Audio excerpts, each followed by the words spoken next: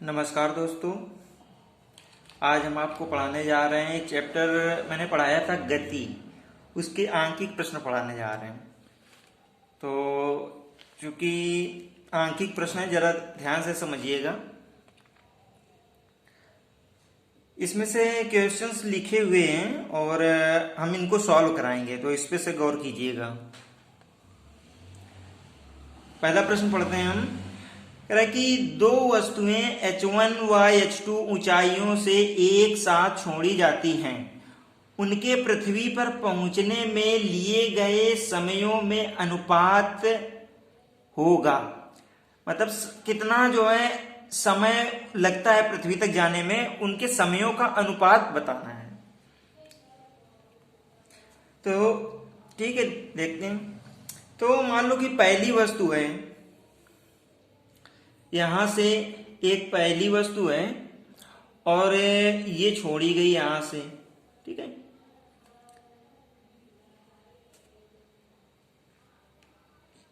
ये मान लेते हैं H1 ऊंचाई है, कितनी? ये H1, ये है H1 ऊंचाई। यहां से एक वस्तु छोड़ी जाती है तो उसको मान लो T1 समय लगता है। कितना समय लगता है? समय लगता है T1। और दूसरी वस्तु छोड़ी जाती है, ठीक है। दूसरी वस्तु मान लो छोड़ी जाती है यहां से, ये मान लो H2 ऊंचाई है और लगने वाला जो समय है वो मान लो T2 है। कितना समय? T2, ठीक है।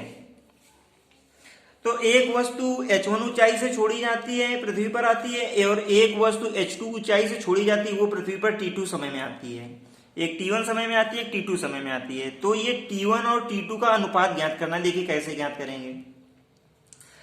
तो चूंकि ये ऊर्ध्वाधर गति हो रही है, इसलिए हम इसमें जो भी फार्मूले इस्तेमाल करेंगे वो ऊर्ध्वाधर गति के फार्मूले इस्तेमाल करेंगे। ऊर्ध्वाधर गति वाले हमने फार्मूले बताए थे, तो उनमें कुछ नहीं होता है, बस दूरी की जगह h हो जाता है। दूरी को h से डिनोट करते हैं ऊंचाई, और उनमें से जो a होता है त्वरण, वो g हो जाता है, गुरुत्वीय त्वरण। तो ऊंचाई के रूप में क्या फार्मूला था हमारा? h बराबर ut प्लस का हाफ gt स्क्वायर। ये उस स्थिति में है जब वस्तु ऊपर से नीचे आती हो। यहां पे भी वस्तु ऊपर से नीचे ही आ रही है, ठीक है। h बराबर ut प्लस का हाफ gt स्क्वायर। अब देखते हैं पहली, है ना, पहले देखते हैं कि H1 ऊंचाई के लिए। तो पहला पिंड जो H1 ऊंचाई से गिरता है उसके लिए जब अगर इसको हम सॉल्व करेंगे, प्रथम पिंड के लिए,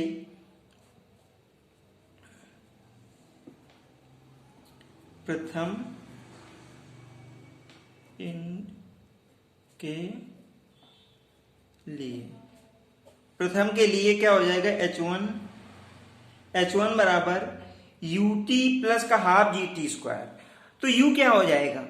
वस्तु ऊपर ऊंचाई से नीचे छोड़ी जाती है, यानी कि वस्तु को हम ऐसे ऊपर लिए होते हैं और छोड़ देते हैं। तो हमने उसको क्या कोई प्रारंभिक वेग दिया? कोई प्रारंभिक वेग नहीं दिया। तो उस स्थिति में प्रारंभिक वेग क्या होगा? u होगा 0 इंटू टी की जगह पे हो जाएगा T1 प्लस का ये half g T1 square. It means ये H1 इक्वल टू आ जाएगा 1/2 g T1 स्क्वायर। ये क्वेश्चन नंबर फर्स्ट। अच्छा, दूसरे पिंड H2 के लिए अगर करेंगे तो H2 के लिए क्या हो जाएगा? उसके लिए H1 की जगह पर H2 हो जाएगा और उसके लिए भी प्रारंभिक वेग 0 ही रहेगा। तो उसके लिए भी 1/2 g T2 स्क्वायर हो जाएगा। ये समीकरण सेकंड आएगा, ठीक है। उसमें भी u 0 हो जाएगा और समय t की जगह पे वहां T2 हो जाएगा, और g है गुरुत्वीय त्वरण, ये सेम रहता है, ये परिवर्तित नहीं होता है। तो अब हम क्या करेंगे? इन दोनों समीकरणों को डिवाइड कर देंगे। ये दोनों समीकरण अगर हम डिवाइड करेंगे तो 1/2 g से 1/2 g कट जाएगा। क्या आ जाएगा? H1 upon H2 equals to T1 square upon T2 square. अब हमें कह रहा है कि समयों का अनुपात ज्ञात करो, ठीक है। तो उसके लिए क्या हो जाएगा, हम इसको ऐसे लिख लेंगे, बदल करके लिख लेंगे, यानी कि T1 square upon T2 square equal to ये H1 अपान H2।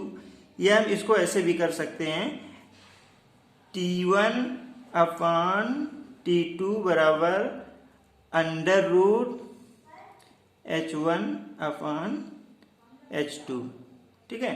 तो समयों का अनुपात कितना हो जाएगा, T1 अनुपाते T2 बराबर अंडर रूट H1 अनुपाते अंडर रूट H2, ठीक है। तो ये हो गया, इसमें से कोई दिक्कत, तो उसमें से जो समयों का अनुपात हो जाएगा वो अंडर रूट H1 अनुपाते अंडर रूट H2 हो जाएगा।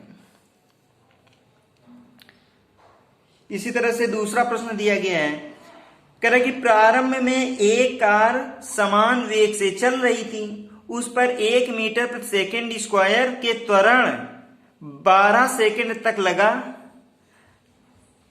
जिसके फलस्वरूप 12वें सेकंड में कार ने 190 मीटर की दूरी तय की। कार का प्रारंभिक वेग मीटर प्रति सेकंड में क्या होगा, ये बताना है, ठीक है। तो इसमें से जो टीवें सेकंड में तय की गई दूरी वाला फार्मूला है वो लगेगा। टीवें सेकंड में एस टी बराबर क्या होता था, u प्लस का हाफ ए ब्रैकेट में 2t माइनस 1, तो ये फार्मूला लगेगा। तो प्रारंभ में एक कार समान वेग से चल रही थी, समान वेग से चल रही थी मतलब वेग समान है, मतलब त्वरण नहीं था प्रारंभ में त्वरण नहीं था। मान लो कि वेग था तो कितना u वेग रहा होगा अपना, ठीक है। माना प्रारंभिक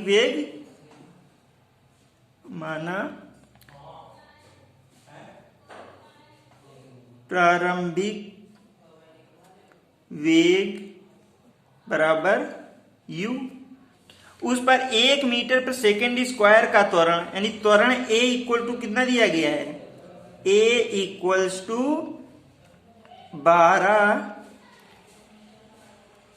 a इक्वल्स टू 1 मीटर प्रति सेकेंड, a इक्वल्स टू दिया गया तुमको 1 मीटर प्रति सेकेंड स्क्वायर, ठीक। उस पर 1 मीटर प्रति सेकेंड स्क्वायर का त्वरण 12 सेकेंड तक लगा, ठीक है। t बराबर 12 सेकेंड तक लगा। कह रहा कि 12वें सेकंड में कार ने 190 मीटर की दूरी तय की, यानी कि कार द्वारा 12वें सेकंड में तय की गई दूरी S12, हम ऐसे लिख लेते हैं, S12 इक्वल टू दिया गया है 190 मीटर की दूरी तय की, ठीक। तो कह रहा है कार का प्रारंभिक वेग क्या होगा, जो प्रारंभिक वेग u हमने माना था, हमें यही फाइंड करना है। तो एक बात कह रहे हैं हम कि इसमें से हमें निकालना है प्रारंभिक वेग। देखो क्या है कि प्रश्न को पहले सीरियल से पढ़ते जाओ, जो समझ में आए उसको नोट करते जाओ, इसके बाद जो लिखा हुआ है उस सबके नजरिए से देखो कि इसमें कौन सा फार्मूला अप्लाई होगा या कौन सा फार्मूला लगना चाहिए, वो क्या पूछ रहा है, क्या दिया हुआ है, ठीक है। तो 12वें सेकंड में चली गई दूरी दी गई है, तो 12वें सेकंड यानी कि टीवें सेकंड में चली गई दूरी दी गई, तो टीवें सेकंड में चली गई दूरी वाला फार्मूला अप्लाई कर देंगे। तो टीवें सेकंड में चली गई दूरी क्या होती है, टीवें सेकंड में चली गई दूरी एस टी बराबर u प्लस का हाफ a और ब्रैकेट में 2t माइनस 1, यही तो होता है। अब इसमें से जो जो दिया है वो रख दो, तो st यानी कि S12 समय कितना है 12 सेकेंड, तो S12 बराबर u प्लस का हाफ a कितना दिया गया है, a की वैल्यू दी गई है 1 और 2t12 माइनस 1, ओके। S12 की वैल्यू कितनी 190 90 इक्वल टू u प्लस का 1/2 और ये हो जाएगा कितना 24 माइनस 1 23। ओके, तो ये कितना आ जाएगा, u की वैल्यू फाइंड कर लेंगे। 190 इक्वल्स टू u प्लस का, इसको डिवाइड कर दो 11.5, तो u इक्वल टू कितना हो जाएगा, u इक्वल्स टू 190 माइनस का 11.5। अब 190 में से 11.5 लेस कर देंगे। ओके, तो u में 190 में से 11.5 लेस करोगे तो ये हो जाएगा लगभग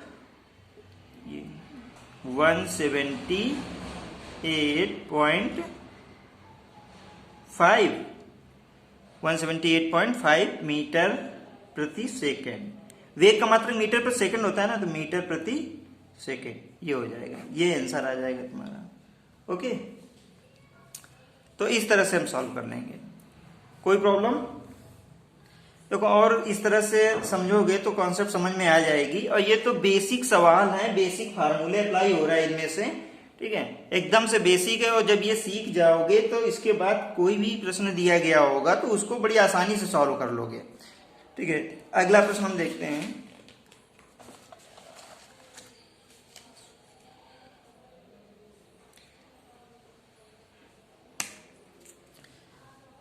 कह रहा कि कोई पिंड विरामावस्था से चलना प्रारंभ करता है। देखो प्रश्न पढ़ो, प्रश्न में जो दिया गया है उसको तुरंत का तुरंत नोट कर लो। कोई पिंड विरामावस्था से चलना प्रारंभ करता है, यानी कि पहले वो विरामावस्था में था, मतलब कि पहले प्रारंभिक वेग कितना दिया गया था, u बराबर 0 मीटर प्रति सेकेंड। यदि त्वरण 10 मीटर प्रति सेकेंड स्क्वायर हो, यानी त्वरण a इक्वल टू कितना दिया गया है, 10 मीटर प्रति सेकेंड स्क्वायर, 10 मीटर पर सेकेंड स्क्वायर हो तो 10वें सेकंड में पिंड द्वारा चली गई दूरी क्या होगी। अब कह रहे 10वें सेकंड में, यानी कि ये s ज्ञात करना है, s10 equal to question mark बना लो, जो ज्ञात करना है उसमें क्वेश्चन मार्क बना लो। तो कह रहा है कि 10वें सेकंड में चली गई दूरी क्या होगी, तो मतलब 3वें सेकंड में चली गई दूरी वाला फार्मूला इसमें से अप्लाई होगा, लगा दो। s t बराबर क्या होता है, u प्लस का हाफ a ब्रैकेट में 2t माइनस 1 s और t कितना दिया गया है 10, s10 इक्वल टू u प्रारंभिक 0 प्लस का हाफ और a की वैल्यू 10 और 2 इंटू 10 माइनस 1, तो s10 इक्वल टू कितना हो जाएगा, ये 0 प्लस का ये 5 हो जाएगा, कितना 5, इसको काट देंगे ना, डिवाइड कर देंगे तो ये आ जाएगा 5 और ब्रैकेट में 10 दूनी 20 माइनस 1 19, तो ये s10 इक्वल टू कितना हो जाएगा, 19 का 5 में मल्टीप्लाई करा दो 95, कितना आ जाएगा 95 मीटर। ओके, ये सॉल्व करने के नजरिए से पूरा सॉल्व कर रहे हैं, तो ये 2-4 लाइन 6 लाइन हो भी रही हैं, अदरवाइज ये 2-2 लाइन के फार्मूले सवाल हैं और बहुत आसानी से सॉल्व कर सकते हो तुरंत। ठीक है, अगला प्रश्न देखते हैं। कह रहा है कि एक रेलगाड़ी 11 मीटर प्रति सेकंड के वेग से चलती है, ब्रेक लगाने पर रेलगाड़ी 121 मीटर चलकर रुक जाती है, विरामावस्था में आने में कितना समय लगेगा। ठीक है, विरामावस्था तक आते आते कितना समय लगेगा। क्या होता है कि जब हम गाड़ी चला रहे होते हैं फिर ब्रेक लगाते हैं तो क्या होता है, वो रुक धीमी होती है, धीरे धीरे जाकर के रुक जाती है, उसमें मंदन उत्पन्न हो जाता है। अब एक रेलगाड़ी 11 मीटर प्रति सेकंड के वेग से चलती है, मतलब कि प्रारंभिक वेग दिया गया है, यानी कि उसका जो वेग है वो दिया गया है 11, u इक्वल्स टू प्रारंभिक वेग 11 मीटर प्रति सेकंड के वेग से चलती है। ब्रेक लगाने पर, ब्रेक लगाया गया तो उसमें क्या होगा, मंदन या त्वरण जो भी हो उसको हम a से डिनोट करेंगे। ठीक है, a होगा कुछ ना कुछ त्वरण या कुछ ना कुछ मंदन तो होगा ही। रेलगाड़ी 121 मीटर चलकर रुक जाती है, यानी कि जो यस है दूर डिस्टेंस, ब्रेक लगाने के बाद वो डिस्टेंस 121 मीटर डिस्टेंस तय करती है। कर विरामावस्था में आने में कितना समय लगेगा, कहाँ जाना है, विरामावस्था में, यानी कि विराम हो जाना है, रुक जाना है, यानी कि अंतिम वेग v इक्वल्स टू 0 हो जाएगा। ओके, तो यहां पे हम एक फार्मूला अप्लाई करेंगे, ऐसा फार्मूला जिसमें v हो और s हो और u हो। ठीक है, इस तरह से फार्मूला हम कोई अप्लाई करेंगे। तो एक फार्मूला होता है क्या, v स्क्वायर बराबर u स्क्वायर प्लस 2as, लेकिन हमें प्लस 2as नहीं लगाना है। क्यों, क्योंकि यहां पर त्वरण नहीं है, यहां पे क्या है, मंदन है, ब्रेक लगाया गया है। तो ये आ जाएगा v स्क्वायर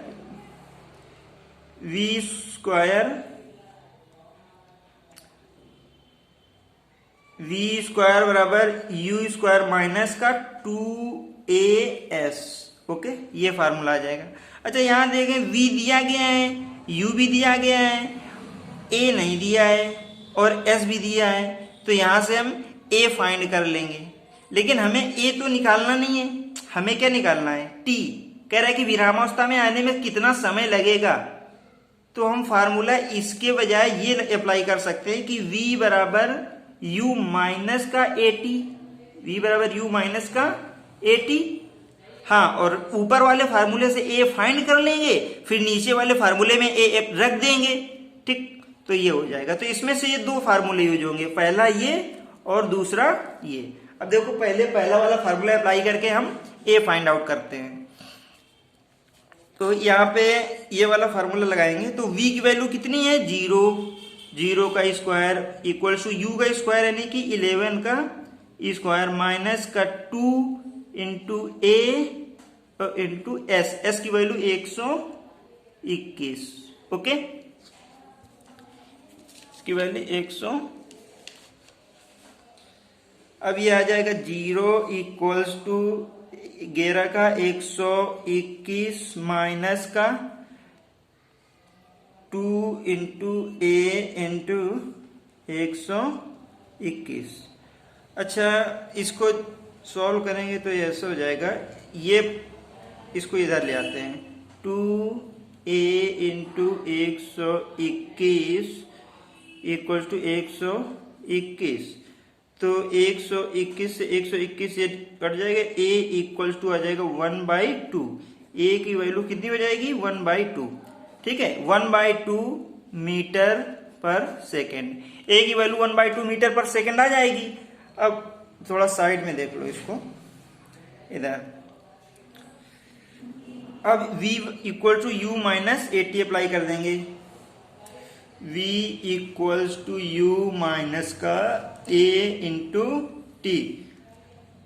वैल्यू पुट करेंगे, v 0 हो रहा है क्योंकि विरामावस्था में आ जाती गाड़ी। v इक्वल्स टू u की वैल्यू 121 माइनस का a की वैल्यू 1/2 फाइंड आउट की है और t हमें निकालना है। ओके, तो ये आ जाएगा t/2 इक्वल्स टू 121। तो t इक्वल्स टू कितना आ जाएगा, ये 2 का 121 इंटू 2, t इक्वल्स टू आ जाएगा